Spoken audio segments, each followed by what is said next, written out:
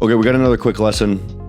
Today we're just talking about, okay, what's happening when candles are about to close, right? And I'm just going to show you how this might snowball, okay? And it's really easy, so let's jump into it. I'll give you a scenario, and you'll probably understand what I'm talking about by then. It's something that you have to do in action, so you might have to watch me trade live if you want to follow me. I trade live every single morning at the New York Open for about an hour to 2 hours.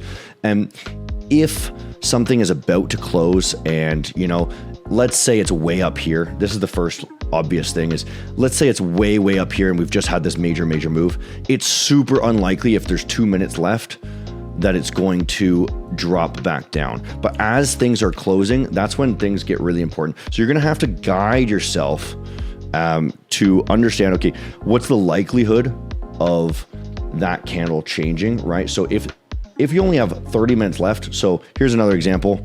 If you have 30 minutes left on the 4 hour, right? So here, 4 hour on the New York Open, this is really common. The 4 hour is probably not gonna change a whole lot in this next 30 minutes, right? So you can pretty much guess, like if the 4 hour has just exploded, you can pretty much assume that the day is gonna be strong, okay? If another example is, you know, you see right here, we're wicking that level there, right? And let's say this candle is about to close in 30 minutes, right? You might be able to guess that, okay, we're probably going to be going down. So what you're going to do is then you're going to drop down timeframes. And this is the actual actionable step that you can do is, okay, I'm going to drop down timeframes and I'm going to look at the 15-minute here. And it looks like, okay, the 15-minute just rejected.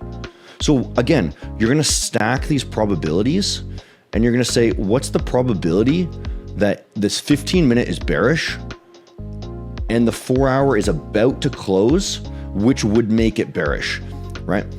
If the 15-minute was bullish, well, maybe we want to hold back on that quick to the throttle sort of ideology, right?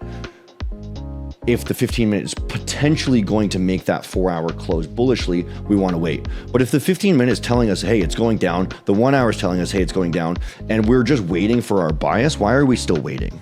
That's the whole lesson here is, why are we still waiting around when the 15-minute is a really high probability of making that candle even worse, okay? So pair those up, multiple time frames, and you should be good to go.